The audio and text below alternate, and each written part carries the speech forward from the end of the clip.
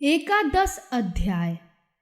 एक दिन देवर्षि नारद जी ने श्री वेद व्यास जी से पूछा, हे व्यास जी, ब्रह्मचारी, गृहस्थ, वानप्रस्थी और सन्यासी, इन चारों आश्रमों में गृहस्थ आश्रम को ही क्यों सर्वश्रेष्ठ माना गया है? इस बारे में जानने की मेरी प्रबल इच्छा है।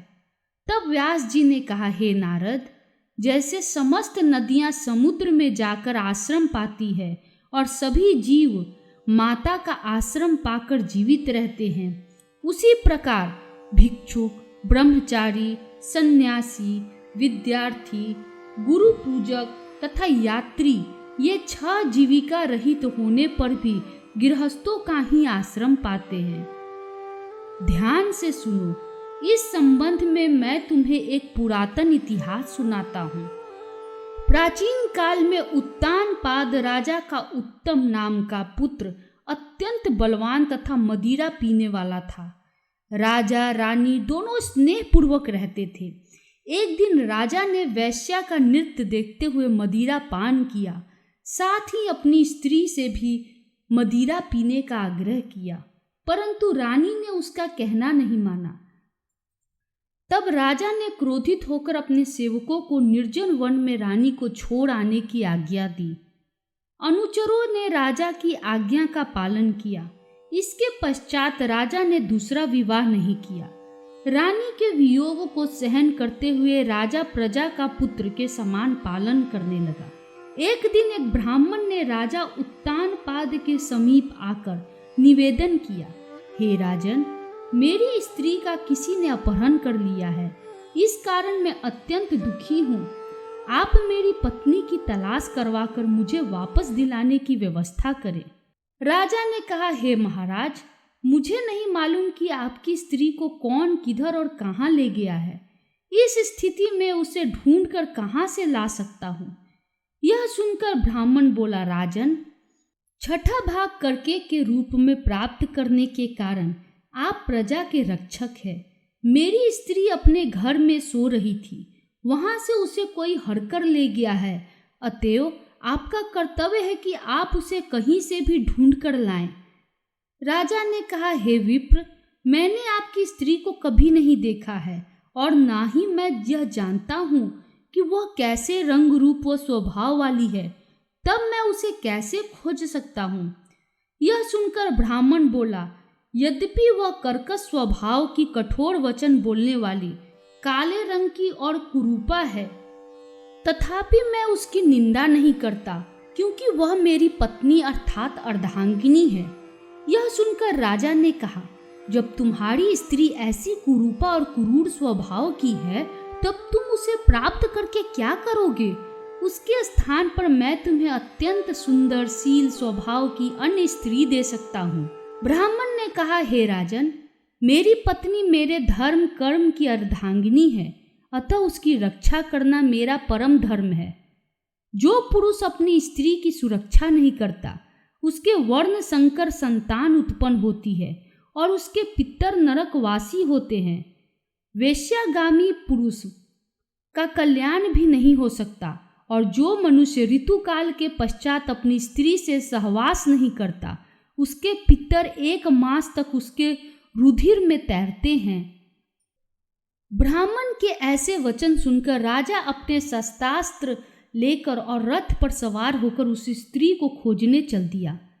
कुछ दूर जाकर उसने एक आश्रम देखा, जिसमें एक महान तपस्वी कुशा के आसन पर विराजमान थे। राजा को आश्रम में आया देखकर श्री ऋषि ने उसका कोई आदर सत्कार नहीं किया। ऋषि कहने लगे, मैं जानता हूँ कि तुम राजा उत्तानपाद के पुत्र हो, मगर यहाँ किस कारण आए हो? राजा ने कहा, हे मुने, एक ब्राह्मण के घर से कोई उसकी स्त्री को हड़कर ले गया है। मैं उसी की खोज में इधर आया हूँ, मगर ना तो आपने मुझे अर्घ्य दिया और ना ही किसी प्रकार का आदर सत्कार किया। इसका क्या कारण है? ऋषि ने उत्तर दिया, हे राजन, तुम अर्घ्य के योग्य होते हुए भी इस समय उसके पात्र नहीं हो, क्योंकि तुमने निरपराध स्त्री को वन में त्याग किया है, जहाँ स्त्री का यह धर्म है कि तन मन से पति की सेवा करे तथा उसकी आज्ञाकारी रहे, वही पति का भी यह धर्म है कि वह अपनी पत्नी को यथोचित सम्मान करे। जिस घर में स्त्रियों का मान होता है वहां पर देवताओं का वास होता है, और इसके विपरीत जहां स्त्रियों का निरादर होता है वहां सुख शांति कभी रह ही नहीं सकती।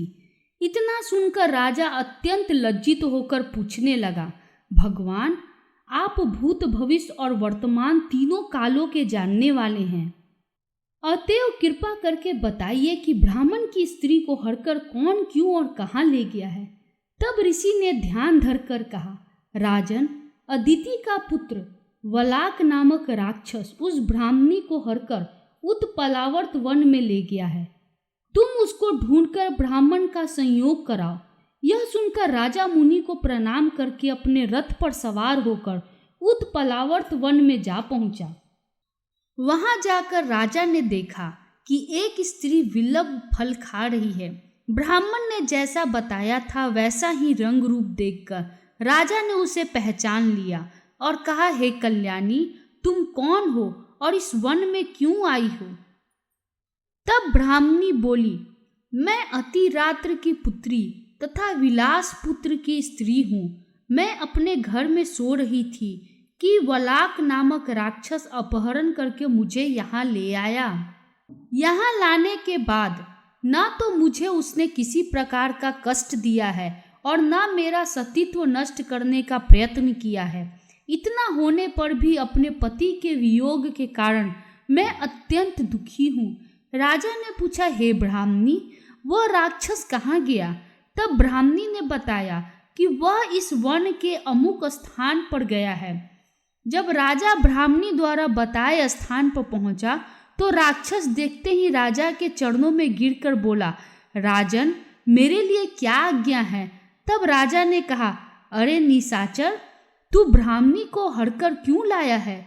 यदि तू इसके साथ विवाह करना चाहता है तो यह अत्यंत कुरूपा है, और यदि तेरी खाने की इच्छा हो तो वैसा कह। तब राक्षस कहने लगा, राजन, मेरे घर में अनेक रूपवती अप्सराएं हैं। उनके अतिरिक्त मैंने कभी किसी स्त्री से भोग की इच्छा नहीं की और न मैं मांस भक्षण करता हूँ। मैं तो पूर्व जन्म के पापों का प्रायश्चित कर रहा हूँ। इस ब्राह्मणी का पति राक्षसों को मारने का मंत्र जानता है। जब हम यज्ञ का अन्न ग्रहण करने के लिए जाते हैं तो वह हमको भगा देता है, क्योंकि यज्ञों का आचार्य वही बनता है। इसी कारण उस ब्राह्मण को दुखी करने के लिए मैं उसकी स्त्री को हर लाया हूँ। शास्त्रों के नियमानुसार स्त्री के बिना पुरुष को धार्मिक कर्म करने का अधिकार नहीं है, अतः अब वह यज्ञ में आचार्य नहीं बनता। राक्षस के ये वचन सुनकर राजा ने विचार किया कि वह भी परोक्ष रूप से मेरी ही निंदा कर रहा है। मुनि ने भी स्त्री का त्याग करने के कारण मुझे अर्ध योग्य नहीं माना है। तभी राजा को विचार मग्न देखकर राक्षस कहने लगा, हे राजन, मैं आपकी प्रत्येक आज्ञा का पालन करूंगा, आप आज्ञा दीजिए। इतना कहकर वह हाथ जोड़कर खड़ा हो गया। राजा ने कहा, हे निशाचर, तुम इस ब्राह्मणी को इसके घर पहुंचा दो और उसके बाद जब भी मैं याद करूं तुम मेरे पास आ जाना। इतना सुनते ही वह राक्षस ब्राह्मणी को लेकर उसके घर छोड़ने चला गया। इसके बाद राजा विचारने लगा कि मैंने अब कौन सा ऐसा पुण्य कर्म करूं जिससे इस पाप से निवृत्त हो। तब राजा ने पुनः उन्हीं मुनि के पास जाकर उनसे उपाय पूछा। मुनि ने कहा, हे राजन, पुरुष के लिए स्त्री धर्म, अर्थ, काम और मोक्ष सभी कुछ देने वाली है। इतना ही नहीं, स्त्री के बिना इस लोक तथा परलोक कहीं पर भी सुख की प्राप्ति नहीं हो सकती। स्त्री चाहे कैसी ही कुरूपा, मूर्ख, रोगी, दरिद्री या खोटे स्वभाव वाली क्यों न हो, पुरुष को उसका सम्मान करना ही चाहिए। पश्चाताप करते हुए राजा ने कहा, हे मुनि, मैंने अपनी निर्दोष पतिव्रता स्त्री को त्याग दिया है, अतएव अब मैं क्या करूं? मुनि ने कहा, हे राजन, तुम्हारी स्त्री को अकेली वन में घूमते हुए देखकर सतापात नामक नाग उसे पाताल लोक में ले गया है। उस नाग की नंदा नाम की एक कन्या है जिसने उसको घर में छिपा रखा है। यह सुनकर राजा वहां से अपने घर आया तो ब्राह्मण को स्त्री सहित अपने घर में देखकर अत्यंत प्रसन्न हुआ। इसके बाद राजा ने ज्यों ही वालाक राक्षस को याद किया, वह तुरंत उपस्थित हो गया। तब राजा ने उसे पाताल लोक से अपनी स्त्री लाने का आदेश दिया। आज्ञा मिलते ही वालाक पाताल लोक गया और वहां से राजा की स्त्री लाकर उसको सौंप दी। तदंतर राजा और रानी स्नेह पूर्वक रहने लगे। नारद जी ने अंत में कहा, हे राजा पृथु, यह गृहस्थ आश्रम महात्म्य हमने तुमको विस्तार पूर्वक सुनाया। अब और क्या सुनना चाहते हो सो कहो। इति 11 अध्याय समाप्तम। धन्यवाद।